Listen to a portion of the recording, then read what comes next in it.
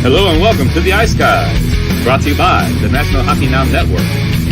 This is the show that takes you into the world of the National Hockey League. Every game, every day, from a betting perspective. With pro sports handicappers, Ian Cameron, Alex B. Smith, and various guests from the world of hockey and sports betting. And now, here's your host, Ian Cameron. Welcome to the Ice Guys, presented by National Hockey Now, Sunday, February 19th. Ian Cameron, Alex B. Smith, ready to break down the Sunday card. And this is the first Sunday post-Super Bowl. And you know what that means? More Sunday hockey, more than we normally see. You can tell we're getting to the post-Super Bowl, post-NFL part of the regular season in the NHL, because we're going to start seeing more Sunday games. And I remember we talked about it last year at this time, Alex, that once the NFL season ends, we go from maybe just 2 or 3 games on a Sunday to 6. I think there's going to be many Sundays upcoming where we're going to see 8, 9, maybe even 10 Sunday games. So we're going to see more games taking place in NHL action on Sunday, which is good news for hockey fans and bettors. Yeah, absolutely. I mean, you'll be able to spread out the action. Obviously, the NFL and college football have now concluded. So basically, the forefront is pretty much basketball and hockey can, take over spots much than what we talked about it off air last night about the Stadium Series game, how, normally it would be disastrous to line yourself up with NBA All-Star Weekend or at least the Saturday night festivities in years past. But the way that event has fallen off, and it was great last night, but still the Stadium Series, despite being a one-sided game, that was still actually a lot of fun. That's probably the best outdoor game I've seen in years. Yeah, it was. I thought it was, and that might as well start there with the Saturday recap. But I was impressed with the atmosphere. I was impressed with the environment. I never thought for sure they'd pack 57,000 fans into Carter Finley Stadium like that. But the place was slammed. You couldn't find a spot. You couldn't find a seat. They were into the game. I thought the presentation pregame with them coming onto the ice. I like the little college football element. Of course, some people will say, hey, keep college football out of hockey. It's 2 different sports, but it's a college football, area down there, anywhere in the South. I mean, it's college football. Yeah. So why not showcase it? Why not highlight it? It's part of the culture down there. It's ingrained in you as a sports fan in the South. So I didn't have any problem with that. I thought it was cool. 2 things I decided last night when watching the game. One, they definitely need to utilize more college venues and more intimate settings. Having a game all like the kids that were there, the young people, at that game, and the view site was great. If you watch the cameras that would rotate around throughout the breaks and stuff, you could see that there wasn't a bad seat in that place as far as watching this game. I've talked to people who went to see the Wild play here, either at Target Field or TCF Bank Stadium. People who went to see the Hawks and Penguins at Soldier Field, they said the sight lines were awful.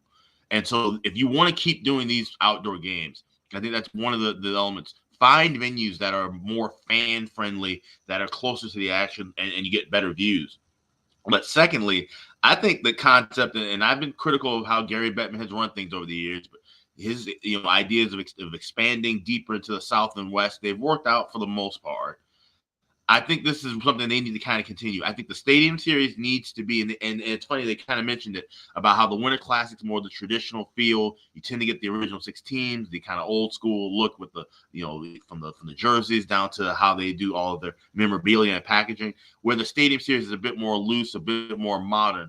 I think the Stadium Series needs to continue being in these different places like Raleigh. I think I was talking to somebody online, they're talking about how Arizona and Florida haven't played. I'm like, yeah, they should take them to like Cuba or Mexico City. Like, do some cool shit. You want to do the expansion of international play. You want to have these outdoor games. You want to have these kind of showcases for the league. Well, then just make them completely different. Like, I don't need to see Boston and Chicago play at Fenway Park for the 80th fucking time. None of us do. But to see, Carolina and Tampa Bay maybe play in some cool exotic location, even if it's not a football stadium. Fuck, I mean, they built a rink on a golf course right in Lake Tahoe. So you tell me you can't do that anywhere else, like for 48 hours, 72 hours? I think if you're going to keep the Stadium Series and keep these outdoor games, make them fun, make them festive. This is your time. Don't do all the other stupid shit you've been talking about, the Nickelodeon game that's coming up in 3 weeks. I can't even wait. I know I'm going to have a rant already installed for the day after that. But it's just, do something different and fun. I think these are the kind of things that are just different and fun enough to bring in non-hockey fans, and also hockey fans can embrace it. It's not just some completely just weird one-off in the middle of a great Saturday card. Yeah, I think, yeah, make it special. Do something different. Take the sport to places you never thought you'd watch hockey. Yeah. I think that, like, and you'd grow the sport. You'd grow the Yeah. game. You'd get people will say, wow, look at this sport. And I think if you do that, you're going to, maybe not it's not going to hit the mark with everybody, but you're going to get those handful of people that are going to say, wow, this sport's, I've never watched hockey before. It's freaking awesome. I'm going to start watching it more. I'm going to see if I can find a favorite team to cheer for. And that's how the sport grows. And sometimes you got to, pound these people's head into the wall for them to realize what they should be doing here to try to make the sport even more of a bigger deal. And all the more reason, if you're trying to expand the game in these areas where hockey's traditionally not played, then do something different. Obviously the goal is to get them into an arena or a rink where it's traditional.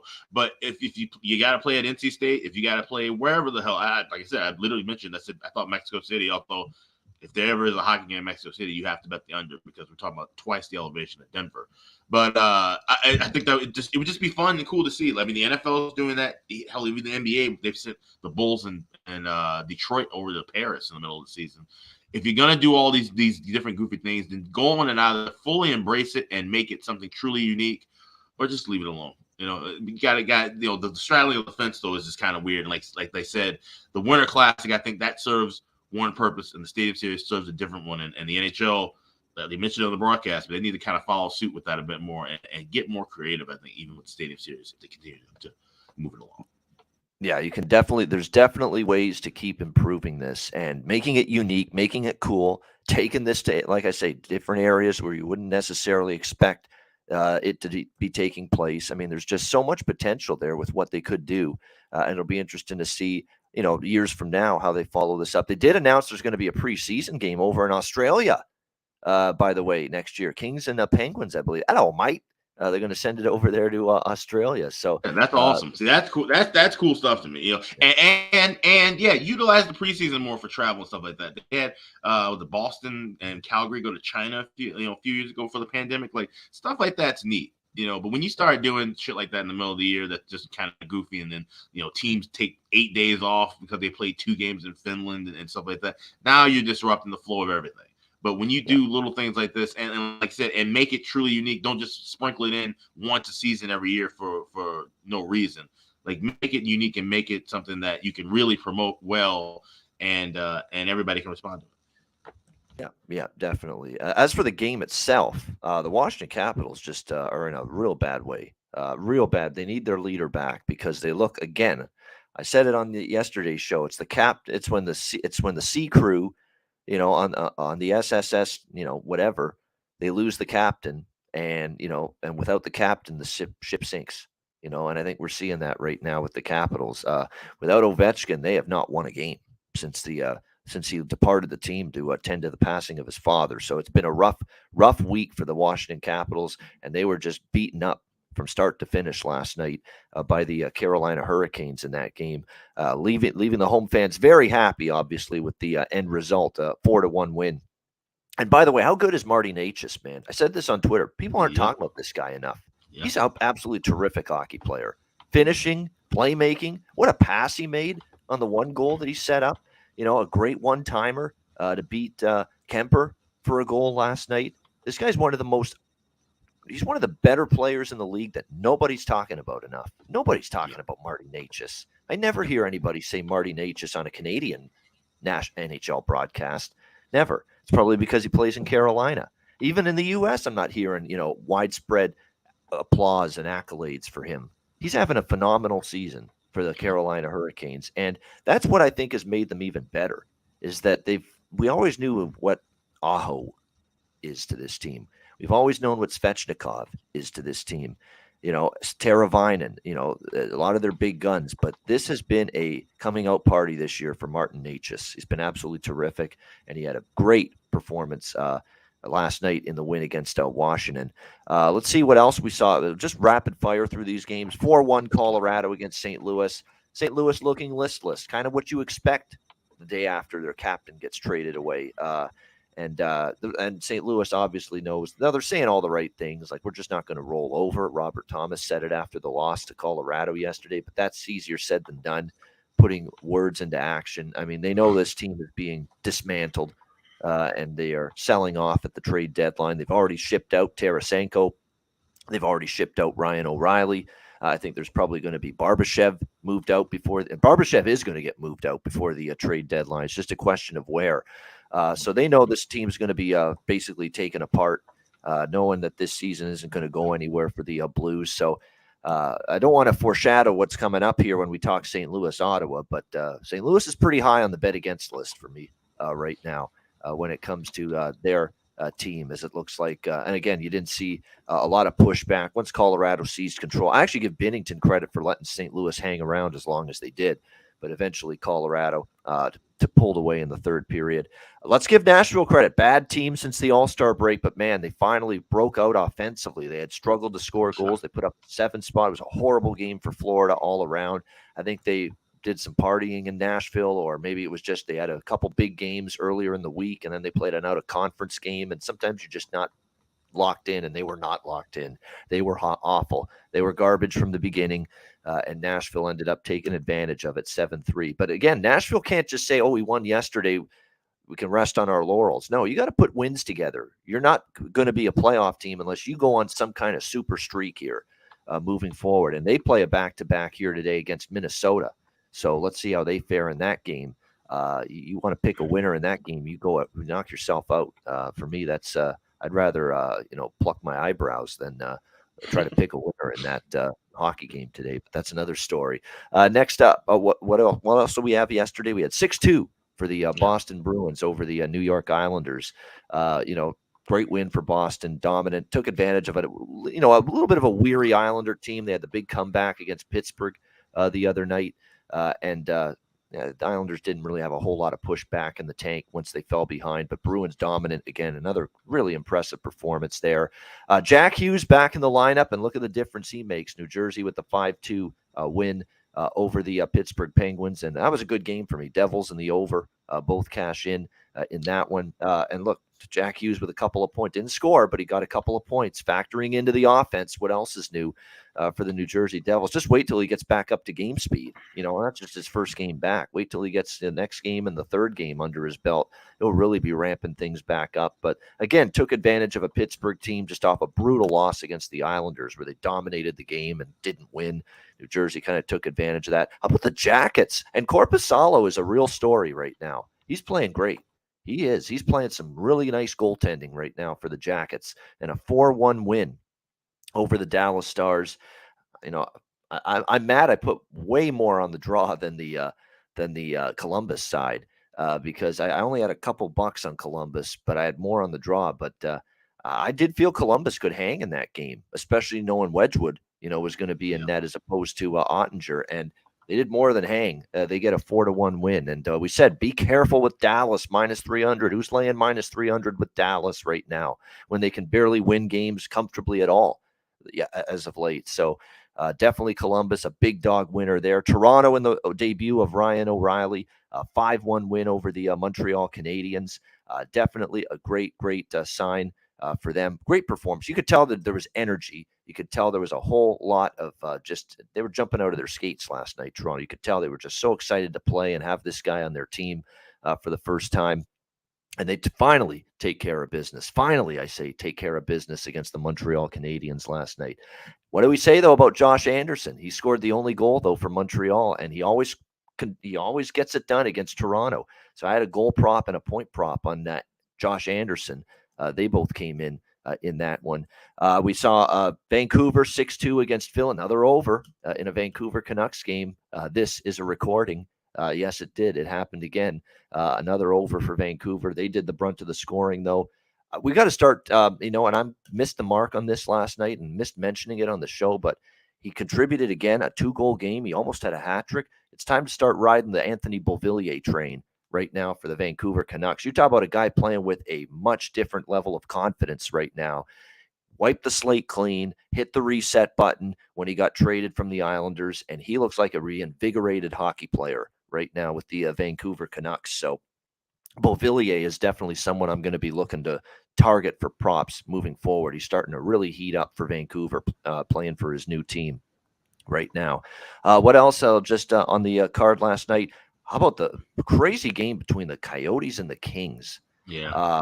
5-1 for LA. You think, oh, this game's done.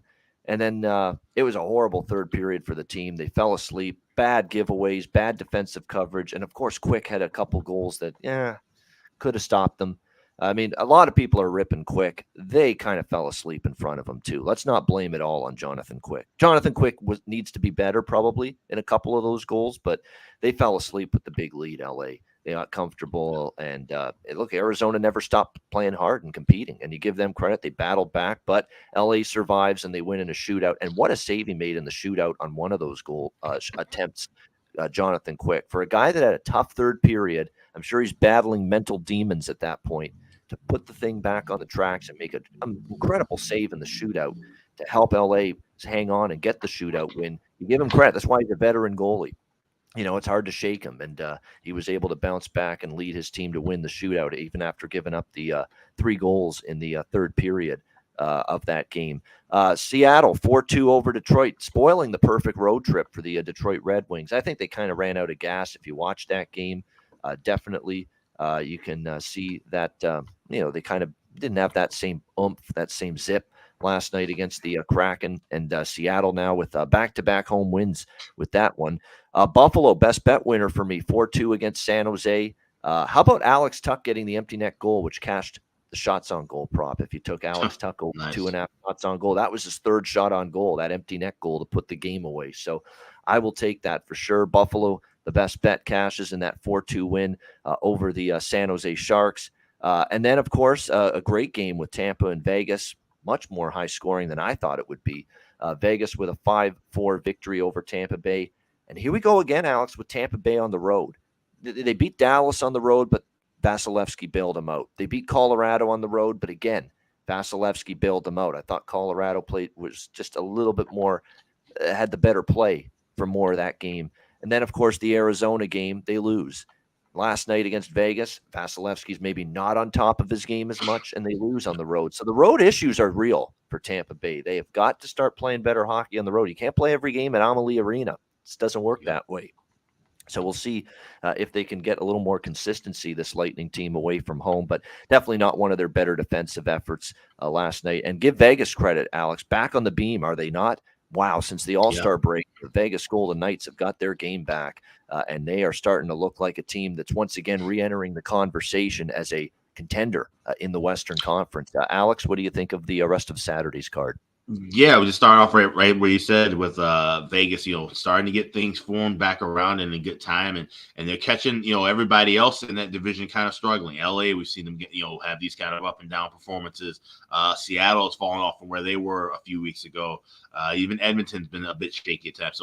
So Vegas getting hot at a good time, not only for themselves, but for the rest of that division as well, kind of going through the motion. So it's good to see that with the Golden Knights.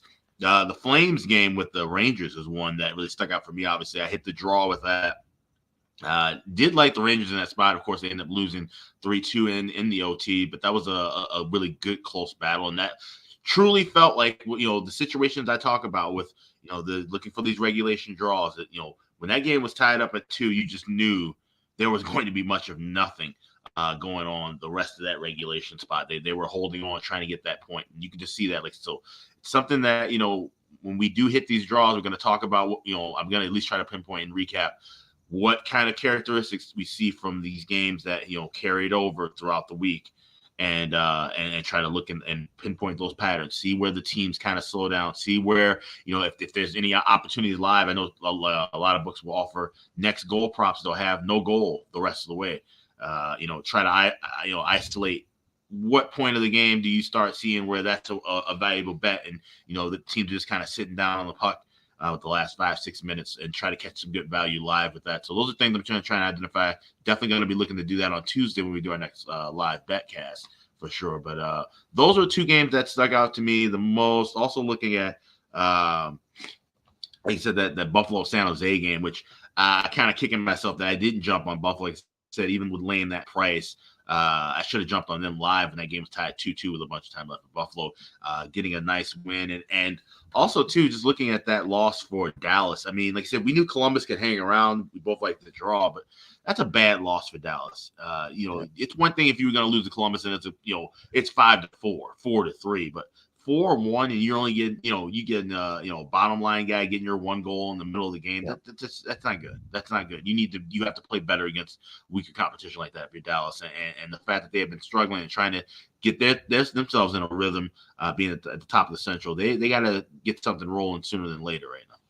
That's about as invisible as I've seen Jason Robertson in a game for a very long time for Dallas in that game yesterday. And he's got to be there every game. He's so important to this team. You can't have those games where you can't have those telescope games, as I like to say. He's got to be able to show up every night and make an impact because, again, this team is not, loaded up and down with offensive game breakers. He is one of them. So when he has a game like that, they're going to be in trouble. And we certainly saw that last night against Columbus.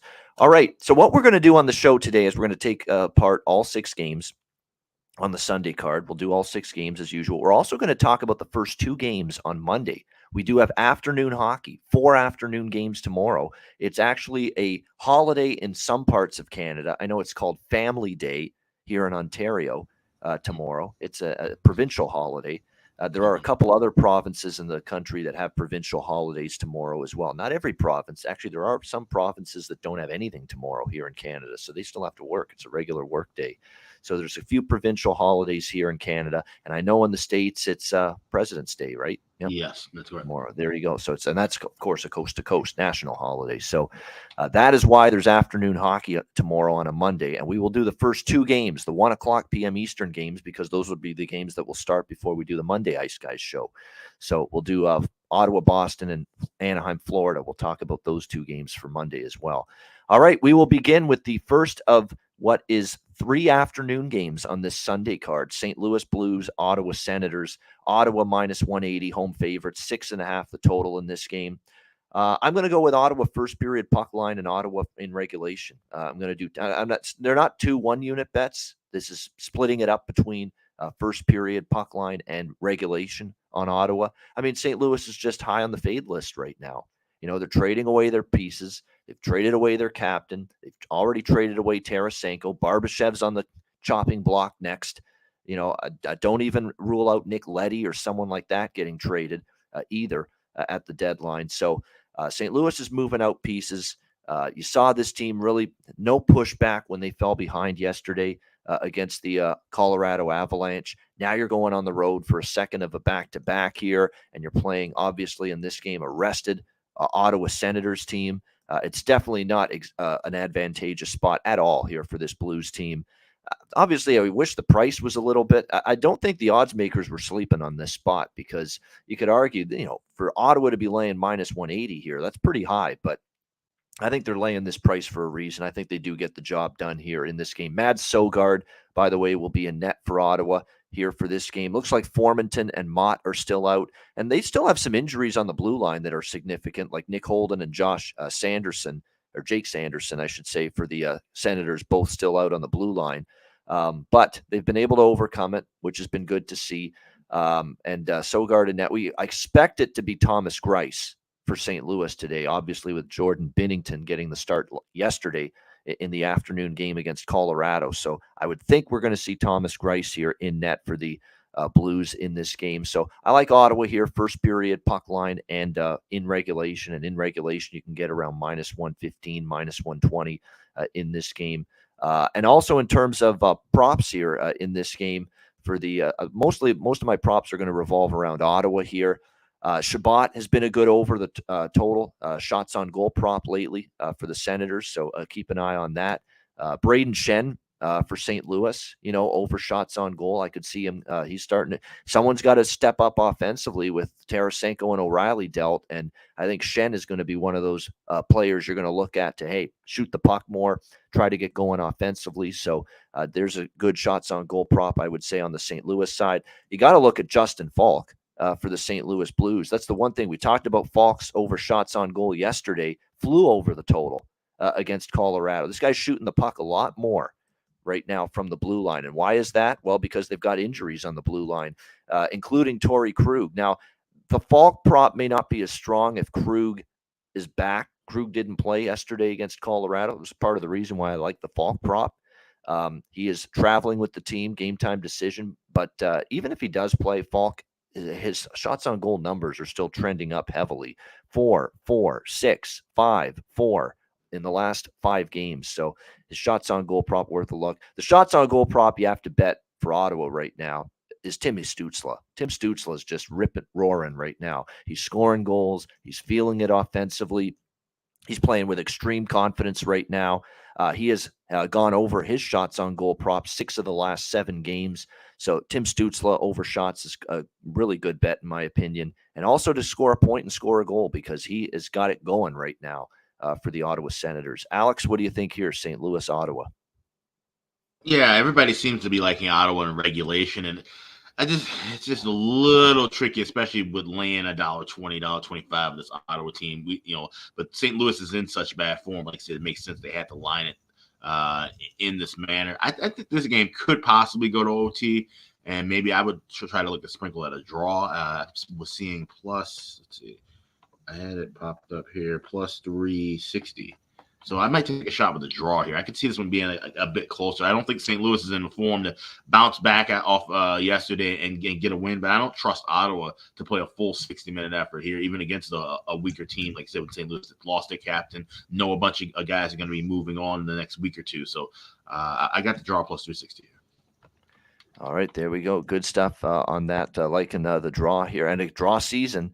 And we'll see if we get another tight competitive game here in this one here today.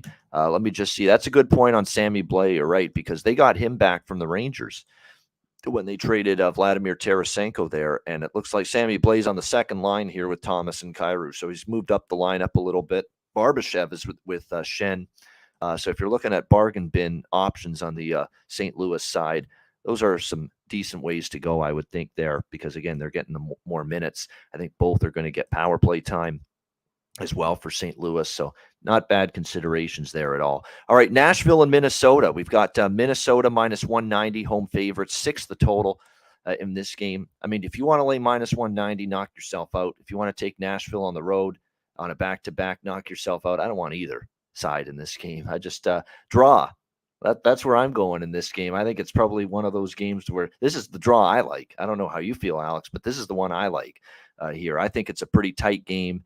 It's a very important game for both teams. Minnesota right now, I believe they're in the second wild card spot right now in the Western Conference, barely ahead of there's our guy, holy shit, Andrew McGinnis in the chat. Welcome, Andrew. Good to see you. Yeah, I mean, when you look at Nashville here, I think this team is done. I don't think they're making the playoffs. I don't like this team, but I will give them credit. They played well yesterday against Florida. Florida was just awful. Like I said, I think Florida was in one of those situations where I don't want to say they mailed it in, but they definitely didn't have their heads in it. They were making mistakes with the puck. They were just awful with the puck the entire game, and Nashville took advantage of it. I got to see Nashville string wins together. This has not been a team that's played well since the All-Star break. They've got to show they can string wins together, and now they got to show they can go on the road and beat, a Minnesota team that's struggling as well, but a Minnesota team that did, get off the schneid, obviously in their last game with the win against Dallas in a shootout 2-1 on Friday night. They have just struggled mightily to score goals. We've talked about this endlessly, Alex, with Minnesota since the All-Star break. Here's what we've seen from the Minnesota Wild offensively. They scored 2 against Arizona in the loss, 1 against Dallas, 1 against Vegas, 2 against New Jersey. It'll say 3-2 final score, but that was a shootout. So take that third goal off the board. They really didn't score it. They got it because they won in a shootout. They scored 2 goals in that game only. 1 goal against Florida, 2 goals against Colorado, and then same with this 2-1 shootout win. They really only scored 1 goal in that game. I mean, they are not scoring goals. How do you not look under in this game right now with Minnesota, with the way they are struggling offensively at this point in time? It's the only way you could play their game totals right now. I get it. Nashville had an over yesterday and they exploded, but do you really trust Nashville to do that 2 days in a row, 2 games in a row? I don't. Gustafsson, confirmed in net for Minnesota. Makes sense. He's been better than Fleury lately in goal. Saros expected, but not confirmed yet. But yeah, I'm going to sprinkle on the draw. That's the only thing I'm going to do in this game is sprinkle on the draw. I think this is definitely going to be a competitive game, close game, probably a tight, fairly low-scoring game. And I think the draw could be alive here, plus 340 with that. Props. We're going back to our guy Eric Sinek over shots on goal. It's been just coming through in spades time and time again. It's just a cashing game after game right now. He's been shooting the puck quite a bit. Now the juice is getting up there. I will admit that over 2.5. Actually, I think they've moved it to 3.5 at plus 120. Actually, I don't mind that. I'd still take the shot at 3.5. I mean, he's getting to 4 a lot lately in terms of the shots on goal right now for Minnesota. So keep an eye on that. Definitely. What else have we see here on the Nashville side? Oh, you know what's a good prop on the Nashville side? And I'm just looking at the numbers here. Nino Niederreiter, one time with the Minnesota Wild, of course. Now with the Nashville Predators. When he's played the Minnesota Wild, he's gone over his shots prop every game. He's played the Minnesota Wild. How about that? And it's not surprising. You want to make an impact in a game like this. So his shots on goal here, now it's 1.5 and it's heavily juiced. So you could either go over 1.5 minus 165, or you're going to have to go over 2.5 but get a plus price. So depends on what your book has. But he has been shooting the puck a lot more when he's played the Minnesota Wild, clearly. And obviously that's usually the thought process for a lot of players when they're playing their former teams. So I lean under, and I'm going to sprinkle a little bit on the draw here in this game. Alex, what do you think? Preds Wild. Yes, you have learned the ways of the draw, my brother. That's good to see. I like that. I graduated from draw season class. Yeah, I've got my diploma now on the wall here. Yeah, exactly. Yeah, I like the draw here too. I have it a little bit smaller than I did with some of the other plays last night, but I also like the over here too at 6. I've even seen some 5.5 sprinkle around. I think this is going to be a high-scoring game that goes in overtime, not so much a low-plotting game. And I know everybody's saying, I'm glad to see the Wild riding Philip Gustafson. They have to do that at this point if they want to make a legitimate shot. They have to give Fleury a rest. He's getting older. He's now the backup option, and I think he's starting to realize that now. And he might be struggling with realizing that because he's been such a great top-tier goalie for so long in this league. But times change, and father time, mother nature, they're both undefeated. So Fleury taking that step back, but at least Gustafson is in a spot now where I thought if Fleury was playing this bad now, the Wild would probably be a lottery team, because I didn't think Philip Gustafson had enough to carry this team, even in his role where he was brought in to be a number 2 backup option. But he has stepped up now and he's playing lights out, and you have to ride him pretty much until the wheels fall off at this point if the Wild want to get back and be a solid, not just a fringe wild card contender, but try to grab one of those number 2, number 3 spots. They have to get things rolling right now, and it's got to be on the back of Gustafson. But I don't know if that's going to happen. And like I said, I think the more minutes he sees, the more he wears down. You can't trust Nashville to do anything at either end of the ice, but they can at least get that offense rolling. You mentioned about Niederreiter getting the shots over whenever he plays Minnesota. So I think they'll be a little bit more focused, especially when you get crushed 7-3 against a bad team too in Florida. So I like the over. I like the draw here as well. All right, over and draw. And 2 goal props I'll look to in this game. Eric Sinek is an obvious choice for Minnesota. And I'm going to go with Niederreiter. It's just that 6th sense there against his former team. He might want to, because again, the numbers prove he's gone over his shots prop when he plays Minnesota, his former team.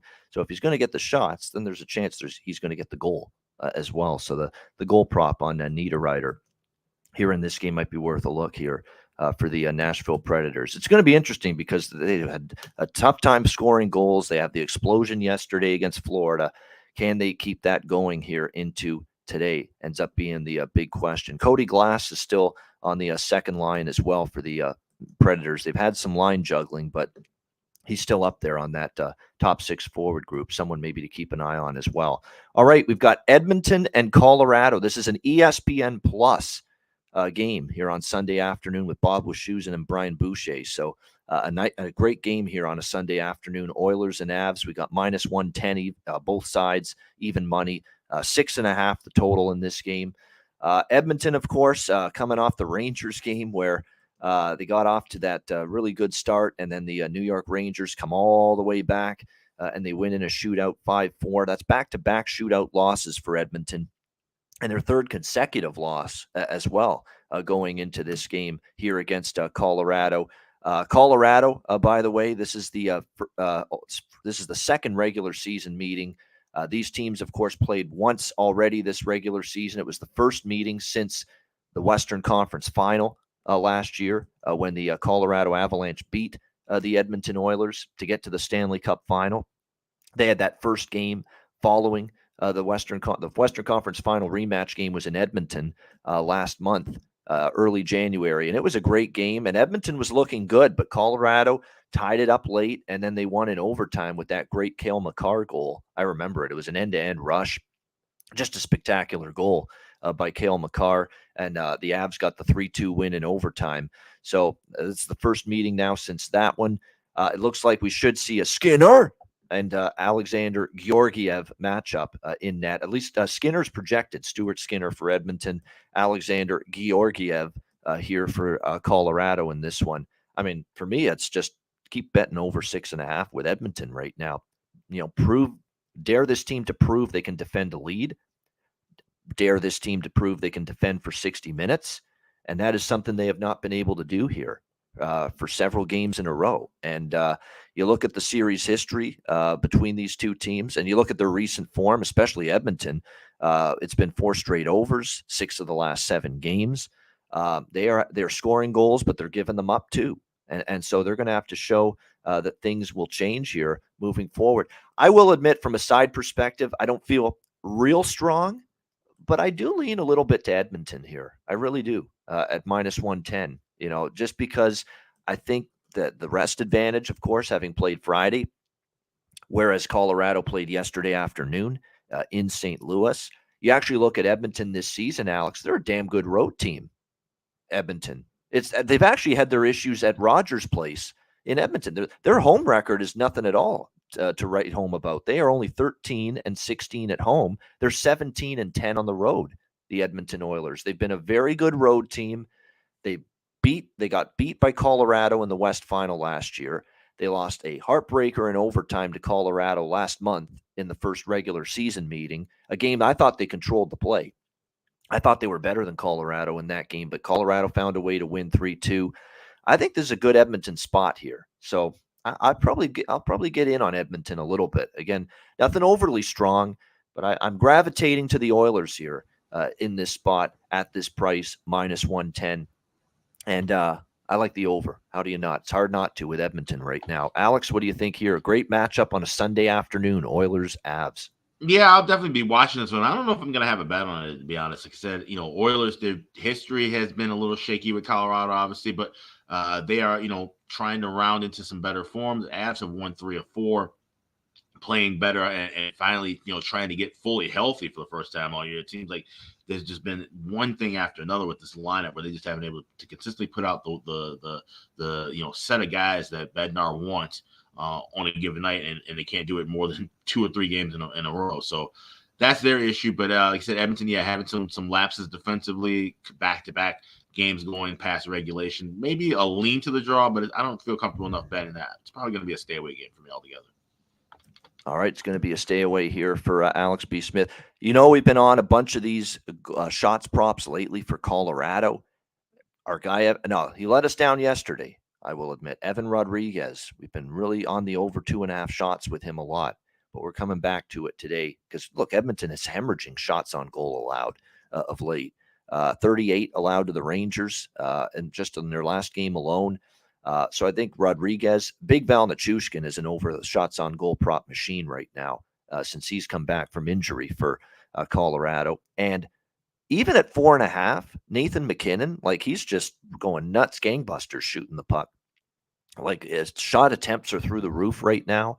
I know it's 4.5, obviously, and that's usually what the SOG prop number is on Nathan McKinnon, but he's been going over that lately. So maybe something else you want to keep in mind here. I think on the Edmonton side, if you're going to look at props in this game, you certainly couldn't. You could do a lot worse right now than Zach Hyman, and his shots on goal props probably a solid play. 3.33, 5.73 for him in shots on goal. 6 of the last 7 games, he's had at least 3 shots on goal. He's firing the puck a lot. He's obviously getting the playing time. He's number one power play unit. And that's all the things you want when you're looking at these kind of props. So playing with McDavid and the Nuge on the top line. So definitely keep that in mind. Good luck there with Zach Hyman, a guy that's also shooting the puck quite a bit right now for the Edmonton Oilers. No question about that. All right. Those are the afternoon games here on this Sunday card. We appreciate everybody joining us. We got over 300 live viewers. We really do appreciate it. Wonderful. Hit the like button, everybody. It really helps us out. Yeah, exactly. Hit the like button. We appreciate it very much. You know what? This is the spot where we usually go to Gramco, and we'll do that in just a second. But also, I figured, well, we'll drop this in here now too, because we were going to do it at some point. There it is. Our next live betcast this Tuesday. We've mentioned this now a few times, but just confirming once again, we are back this Tuesday, 2 days from now, February 21st, with another live betcast, 7:00 p.m. Eastern time. It's another big Tuesday NHL slate, as usual. Live betting and commentary with me, Alex, with many of our guests, viewers, and listeners. Drinking encouraged, yes, as we say on the show. DM me on Twitter at Bobano, or email bobano350@gmail.com to request a spot on the live betcast. If you tuned in or joined us for the Super Betcast last Saturday on Super Bowl weekend, it was a shit ton of fun. This is going to be obviously a much smaller, not as long version of that betcast, but it'll be just as fun. It will have just as many games to dissect, watch, and live bet throughout the night. So looking forward to it. And this will be the first of our weekly betcasts. We're going to do weekly betcasts now for the rest of the season, once a week. Most of them will be on Tuesday, but we will find an opportunity to get a couple Saturday betcasts in there as well later in the season. So the Ice Guys live betcast Tuesday night, February 21st, 7 p.m. Eastern this Tuesday. So make sure you join us for that. Again, DM me, Bobano, at Bobano on Twitter, or email bobano350@gmail.com to request a spot on the betcast, and we will send you the link for the betcast before it begins. All right, we'll be back for the rest of the card right after we hear from Gramco. All right, whether you or your team's game is on the field, screen, racetrack, or the ice, Gramco is for the game. Grown by farmers who spent years developing premium hemp genetics, Gramco provides customers with consistent quality Delta 8 products ready for any occasion. Gramco currently offers numerous Delta 8 products such as vape cartridges, disposable vapes, pre-rolls, gummies, wake and bake coffee, and more. Gramco offers an enjoyable legal high delivered discreetly and directly to you, and is also available at many American retailers as well. Get the best Delta 8 cannabis products on the market shipped quickly and discreetly from Gramco. If you visit www.thegramco.com, use promo code ICEGUYS, you get 25% off of any order, and all orders on the site that are $50 and higher are shipped free with standard shipping. So live elevated with Gramco and check out their wonderful Delta 8 products today.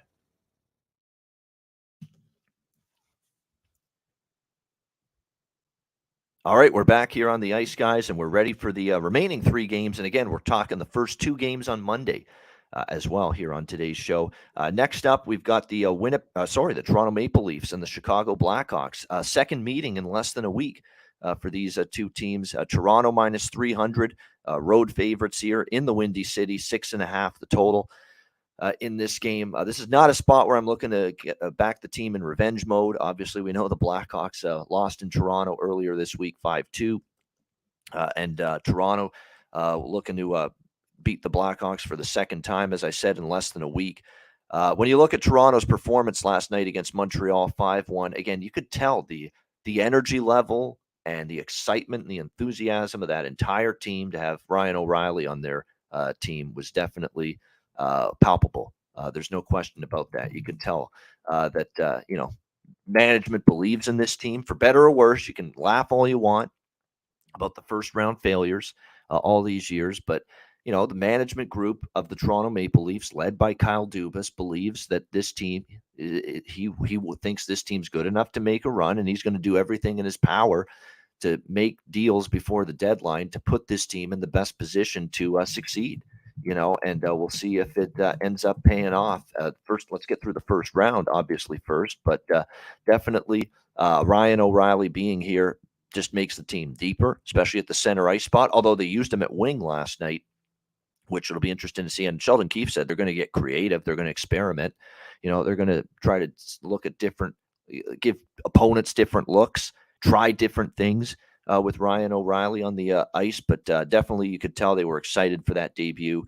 Now they go on the road. They face Chicago after all the whirlwind and excitement and pomp and circumstance of the last 24 hours. I kind of am worried about Toronto tonight a little bit in this spot. Everything that's gone on, the trade getting done late Friday night, the win last night against the rival Montreal Canadiens, who had actually owned Toronto lately. So actually, I think there's some extra satisfaction that even with a depleted Montreal team, they finally beat them last night.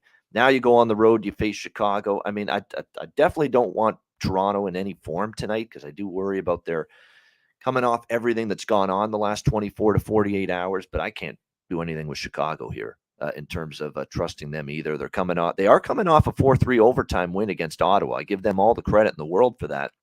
Down 3-1, they came back and won that hockey game against the Senators the other night and showed you a little fight back, which is good to see from the Blackhawks. But, this is more of a prop game for me right now than anything else. And certainly for me, Ryan O'Reilly, I think, is going to be someone to look at from a shots on goal perspective. Until he's going to be one of those players, Alex, I'm going to look to bet his over shots on goal until he scores his first goal with the team, because I think he's going to want to get that done. Everybody, when they go to a new team, they want to get that shit over with, get that first goal under your belt with the new team. So I think he's going to be firing the puck quite a bit. William Nylander, we mentioned over 3.5 shots for him last night. It just continues to go over the number. So I'd go right back to it with Nylander in the shots on goal department tonight as well. For the Toronto Maple Leafs, over 3.5, minus 125. Like I said, for Ryan O'Reilly here, it is over 1.5. They've still got his shots on goal only at 1.5, not 2.5. You do have to lay some juice, but I think until he gets that goal, you're going to end up seeing him shoot the puck quite a bit. And I think that is definitely the way you're going to see things transpire a little bit here for the Toronto Maple Leafs. And I figured, let's do our own little way of welcoming Ryan O'Reilly here to the Toronto Maple Leafs. And you've heard me sing this little ditty every now and then when we talk about O'Reilly. I figured let's actually hear the real thing here on the Ice Guys show today. So with that in mind, here we go. Let's hear it. O'Reilly Auto Parts. There we go. That's the way you welcome Ryan O'Reilly to the Toronto Maple Leafs right there. The real thing. O'Reilly Auto Parts. There you go. Alex, what do you think here? Toronto, Chicago. It would be really cool if the Leafs would play that after he scores, like just randomly, like right after they announce his name. That's the goal song for him. The goal presentation. Not even a goal song. It would just be like literally like after they do like the PA reading, just have that randomly play out of nowhere. That would be pretty cool. But there's more than one way to grill a cow when betting on sports, and I don't want to shit on some of our contemporaries, but those who always talk about betting into numbers and looking for value would probably actually be on the Maple Leafs tonight, because that's technically where the number value is. This closed minus 610 when they played in Toronto just a few nights ago, and now they're going to Chicago where there's zero home ice advantage for the Hawks. It's a very weird start time on a Sunday night. It's a 5 o'clock, not even a 6 o'clock start. And even though you got the Leafs coming off of a back-to-back, there's technically value on them because of how high they were lined in that last game. But in saying that and looking at this spot, this definitely screams first period over, even at 2, even at plus 125, which I saw at one book. I think this is going to be a high score game. I think it's going to be a sloppy start for both teams. Like you said, with Toronto coming off of a win against the rival and second night of back-to-backs, I could easily see this being tied at 2 or Leafs 3-2 after 20 minutes. So that's the only thing I'm looking at here is first period over at 2, hoping for a bunch of goals in the first 20-minute frame. And I definitely we can see that. Chicago coming back home off the road trip. There's a lot of factors that scream sloppiness in this one. And that ultimately will lead to that full game over as well. Yeah. And so basically you're hoping for a repeat of Chicago at Toronto the other night, because that first period was just a shit show and a half. And Alex thinking maybe we see something similar here tonight with the Leafs and the Blackhawks first period over in this game. We'll see how it plays out. Plus, we have to see who's going to be in net for Toronto. Remember, Murray's out. Murray, we may not see Murray again this season. I'm starting to think we may not. I mean, this is just awful for him. It's another injury-plagued season, one of many.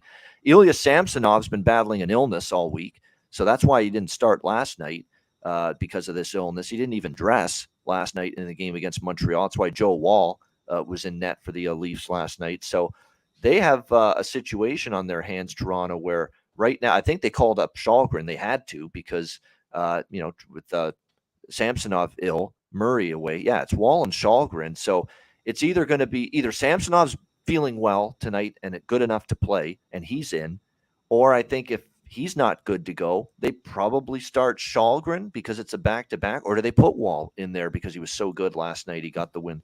It could be either any of the three, I think, are on the table for the Toronto Maple Leafs tonight in terms of their goaltender. Samsonov could come back. Who knows? Maybe they do start Wall on a back-to-back because he did play well last night.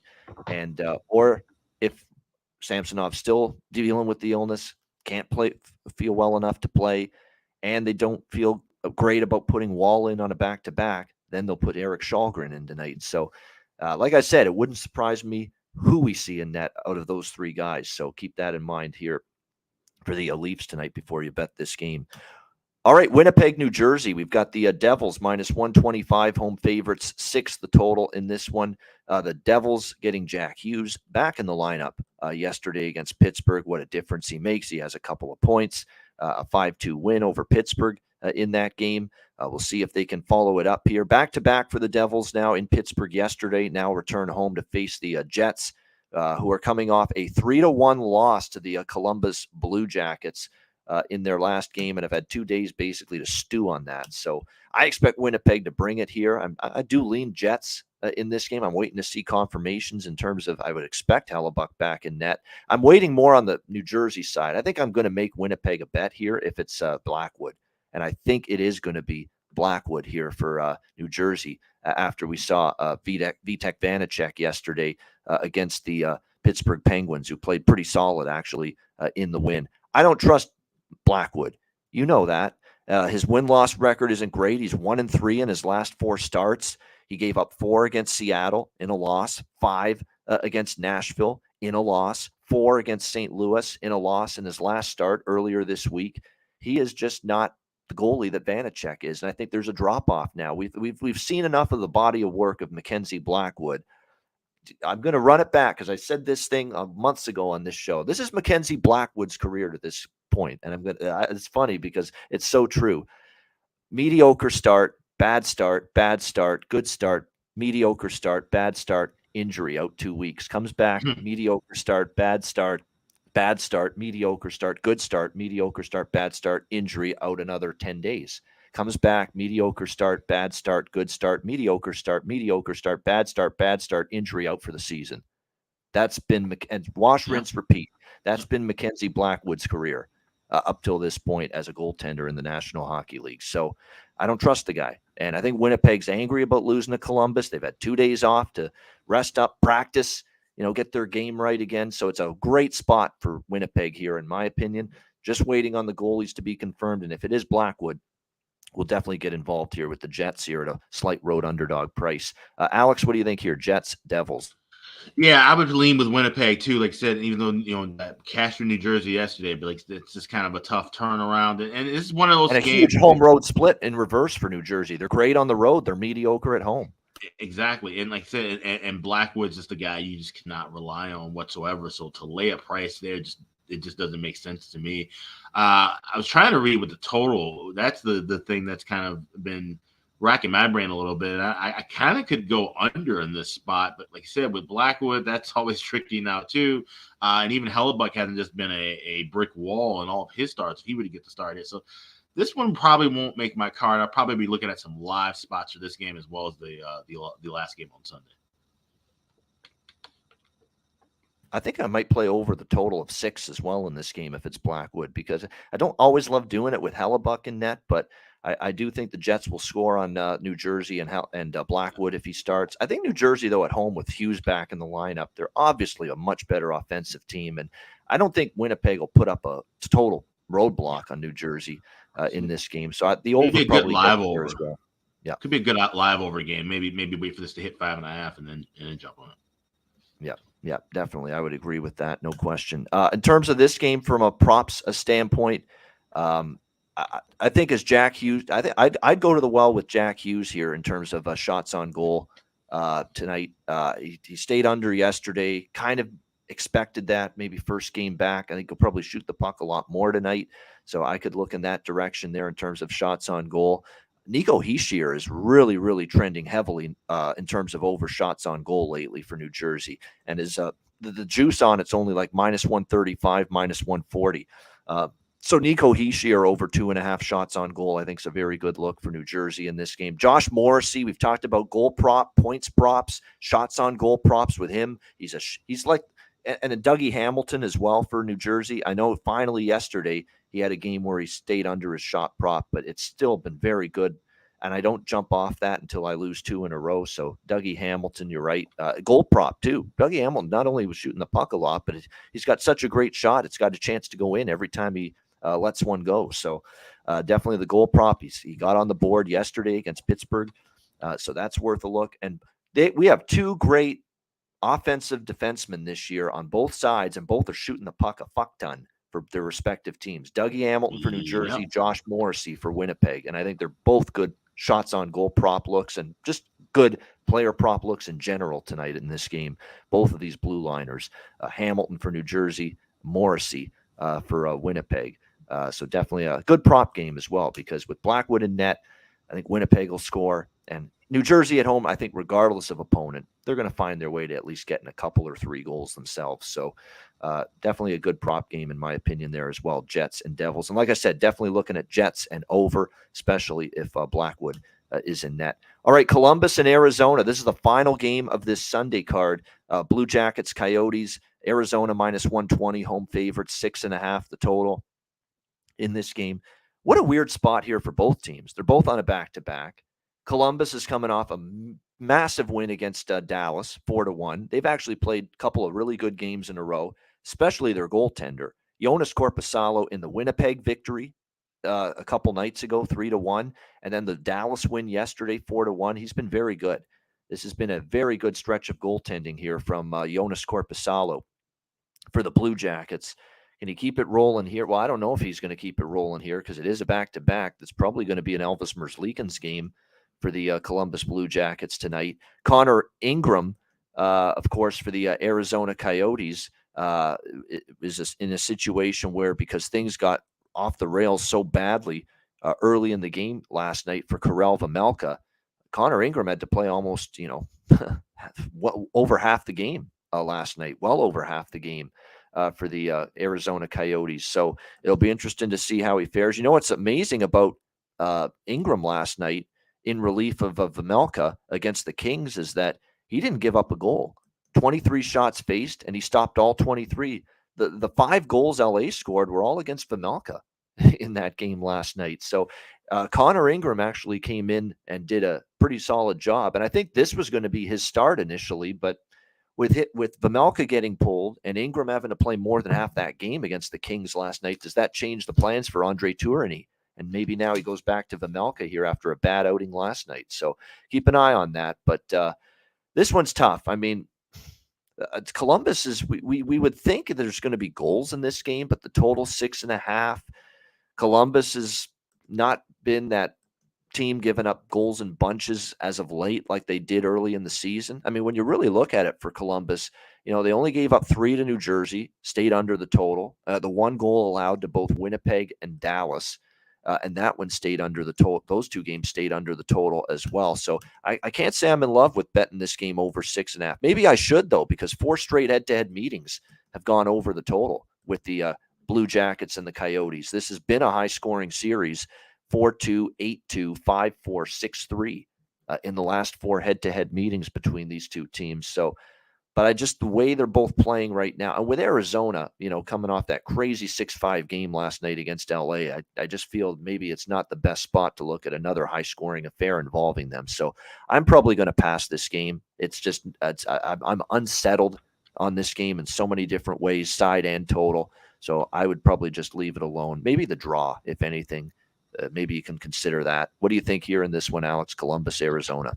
Yes, if I were to play anything pregame, it'd be a lean toward the draw. But what I do like, and what I'm gonna have circled, especially since it's a TV game, I like the first period over. In game, I'm waiting for anything at $1.15 or better.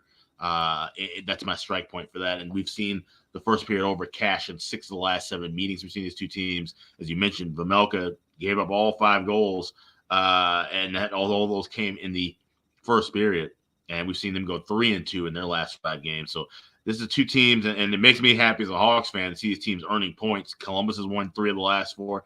Arizona's been on, I think, an 8 or 9 game point streak. So these teams are playing themselves out of that way of number 1 when they really should be tanking right now. But here they are having to battle each other. I think this is going to be a bit of a high-scoring start, and it might taper off a little bit later on into the contest. So I like the live first period over, and maybe a little sprinkle in draw. All right, good stuff indeed with that. In terms of player props here in this game, by the way, I forgot to mention in the Edmonton game, in terms of player props or shot props, I mentioned Hyman, Draisaitl, and Kane, I think, are 2 good considerations there as well. Leon and Evander Kane in that game as well. This game, you mentioned someone in the chat here, Keller over shots on goal. Yeah.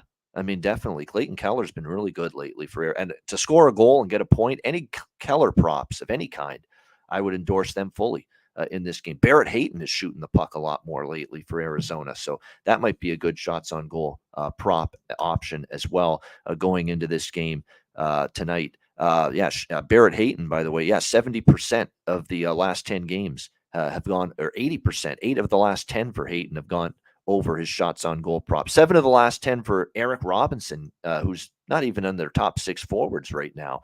Have been going over in terms of his shots on goal. So there's a little value-laden option there if you're going to look toward shots on goal prop on the Columbus side. Boone Jenner, I know our guy Kevin Beecher did a great job yesterday with the player props on the Saturday show. He mentioned Boone Jenner with Gaudreau. Gaudreau might be out again because Johnny Gaudreau is day-to-day. Gavrikov, of course, remains out, the best defenseman for the Jackets as they await to trade him. Same thing on the other side with Chychrun, of course. You won't see him probably play another game for the Arizona Coyotes until he gets traded.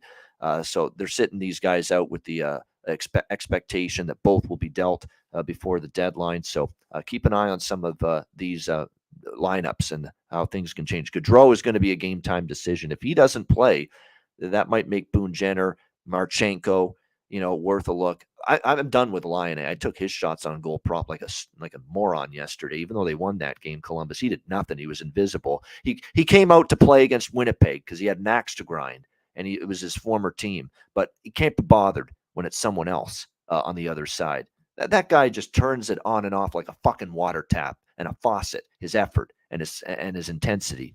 I'm sick of it with Patrick Lyon. That guy has so much talent, and half the time you don't notice it because he's just floating around out there. It's an embarrassment. It's a disgrace. It's pathetic. Can you tell I'm upset? Anyway, that's the Sunday card right there. Looking forward to it. Again, we got 6 games. But before we wrap things up, we're going to go ahead to tomorrow, and we're going to look at the first 2 games that will be already underway when we start the Monday Ice Guys show at 2 p.m. Eastern. Ottawa, Boston. Current line, the few books that have the Monday lines posted have Boston minus 260 in this game against Ottawa. 6.5 the total across the board here for this game. Monday, 1 p.m. Eastern on President's Day in Boston. I mean, it's just it's hard to go against Boston. What can you say? I mean, they've not shown any signs of slowing down. They had that little bump in the road when they had to play that tough trifecta on the road, Florida, Tampa Bay, and Carolina right before the All-Star break. And boy, they've roared back and they've gotten it back on track. And they had the loss out of the break against Washington at home. But really, other than that, it's been just a complete effort from the Bruins. They're getting offense from various sources up and down their lineup. The big guns have been great. Marchand, Bergeron, Pasternak and company. Zaka's been awesome. That's what I'm going to say. I don't have a strong early initial side and total feel for this game. Right now, Boston is not a team at the moment I'm looking to bet overs with because yesterday it went over, but that game got into a one-sided blowout and kind of the score got away. But there's a very good defensive team right now that's also getting very good goaltending from both goalies, Allmark and Swayman, in net. I just stick to Pavel Zacha. He is so undervalued. He's getting a point in a lot of games lately. He scored a goal against the New York Islanders. We've been hammering his props game in and game out because there's just so much value right now on the board with his props compared to, you could just get such better prices on Zacha compared to Marchand, Bergeron, Pasternak, Krejci, anyone on this Boston team. He's he's not given that great price in the prop market like so many of these other great Boston Bruins players are. So he's been very good. He's got 5 points and 4 goals for the Bruins in the last 6 games. Yeah, I'll be looking at Pavel Zacha props once again for sure in this early game on Monday. Any early thoughts, initial looks here, Alex, for Monday, Ottawa, Boston? Yeah, with numbers that high, the only thing I could be looking at would be a Bruins team total overs, and that might be dicey because it's a good chance we could see possibly a 4.5 the way they've been shooting offensively. But if it's 3.5 at -130 or better, I'll fire away. But I doubt we'll get that good of a number, so more than likely it's going to be in a pass. All right, there we go. It's going to be a pass for Alex here, and this one Sens and Bruins. And again, this will be the second of a back-to-back for Ottawa. They are, of course, playing at home against St. Louis here. They've had 6 straight unders when playing the third game in 4 nights. I just saw that stat, so that's something to keep a note on too. With the early start, maybe an under could possibly be a look, even though both these teams are used to playing day games. Yeah. How about this for a total? We've got a 7 on the board with the total with the Anaheim Ducks and Florida Panthers on Monday afternoon. Florida -390, home favorites, 7 the total. This is one of those, and our guy Jimmy Murphy has done I'd be so tempted to do an alternative puck line here on the Florida Panthers. They got whitewashed by Nashville. They're not going to be happy. It's a early 10 a.m. Pacific on the body clock start time for Anaheim for this game on Monday. Flying out from Anaheim, I think starting a road trip here with this game. I mean, that's not going to be a comfortable situation for Anaheim. A Pacific time zone, West Coast team traveling east. Oh, and you got to play the game at 10 a.m. on your body clock locally. I mean, this has SmackDown written all over it, probably in this game. So I haven't locked in anything yet. Again, this is tomorrow afternoon, so we've got time. We got to see who's the lineups and all that stuff.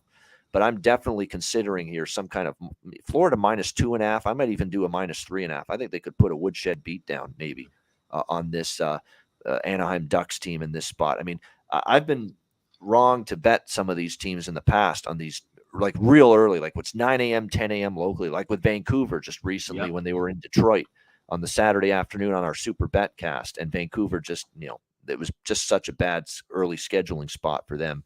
They couldn't deal with it. So I think Florida, and even at 7, I've got to look over. I can't take an under with the Anaheim Ducks. There's no way. There's no freaking way I'm taking the Anaheim Ducks under the total right now. This is a Civ defensive team.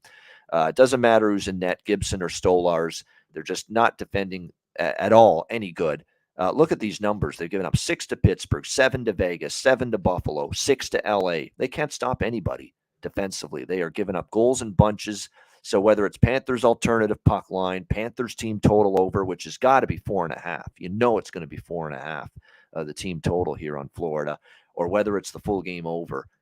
Those would be things I'd be interested in for this game. Alex, Anaheim, Florida. Yeah, I'm curious to know if Anaheim is already in Florida. I know they had a couple of days in between, so maybe they've already gotten acclimated to the body clock. That's a tough ask, especially to start a road trip.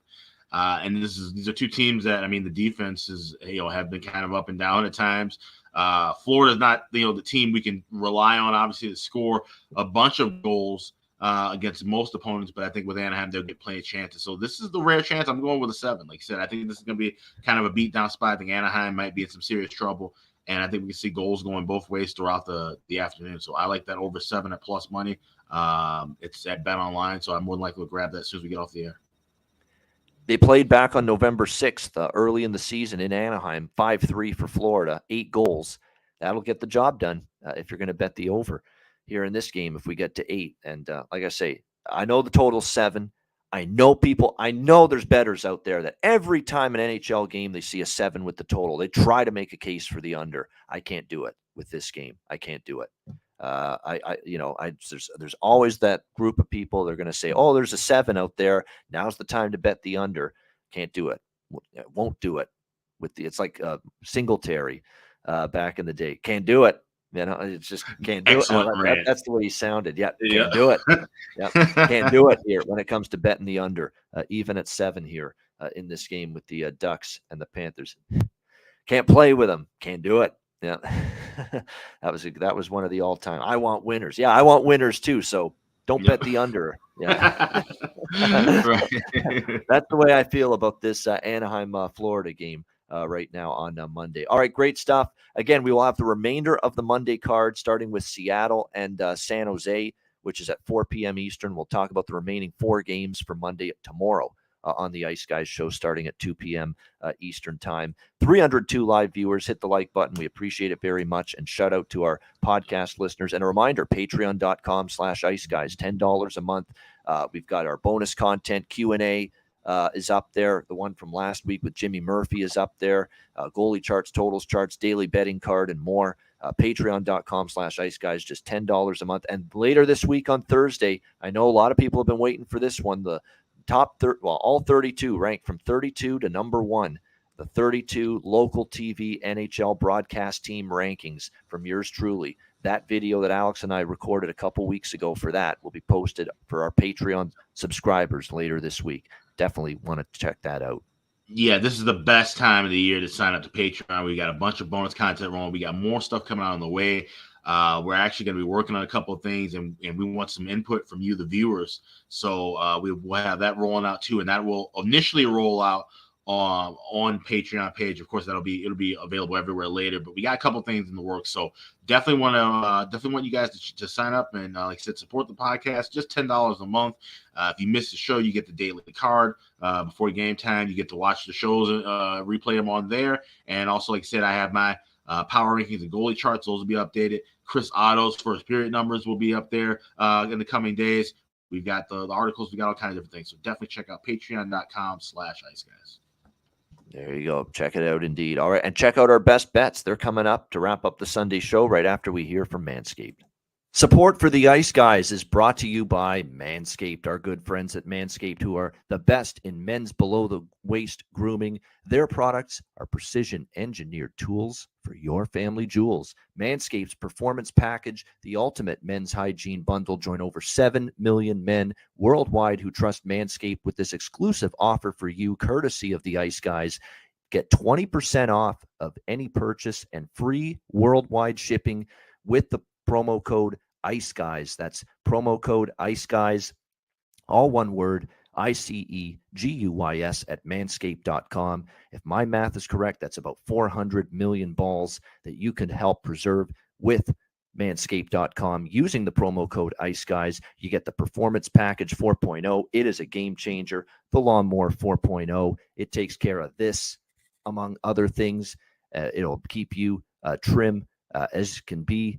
The Lawnmower 4.0, waterproof. Same thing with the Weed Whacker, which takes care of your ear hair, nose hair. I mean, nose hair in particular. You know, I'm getting up there in age, and nose hair is becoming definitely more of an issue.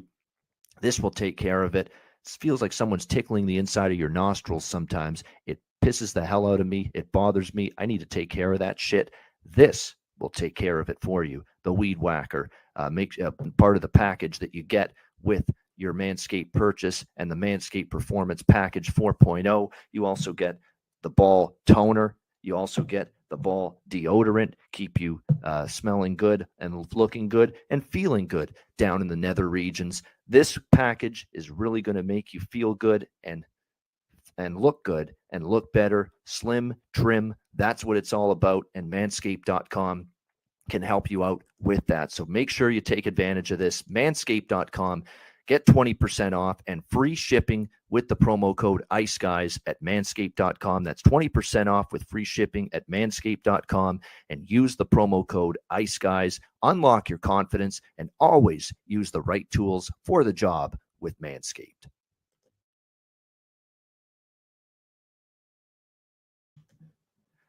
All right, we are back here on the Ice Guys, and we're ready to wrap it up with best bets. Alex, what do you like for best bet? Yeah, Rich H making a great point in the chat. Check out the Ice Guys store as well, iceguys.myspreadshop.com. Got a bunch of merch up there for sale. But best bet for Sunday, we're going to go over the west side of Chicago, the early evening star with Toronto and the Blackhawks. We're going to go first period over 2 plus 120, plus 125. Shop around and get the best of that price wherever available. We saw this game just be an absolute shit show when it was played in Toronto on Wednesday night. 9 seconds in, Toronto takes the lead. They give up a goal, and the Hawks tie it up about a minute after that. I think we're going to see that same kind of chaos. Both teams might come out sloppy in the first 20 minutes, and this might be close to the full game over by the end of that period. So let's go over 2 in the first period with Toronto and Chicago. That's my best bet for Sunday. All right, there we go. We're looking for a lot of action in the Windy City there early in the game. Leafs, Blackhawks, over 2 in the first period for Alex with his best bet.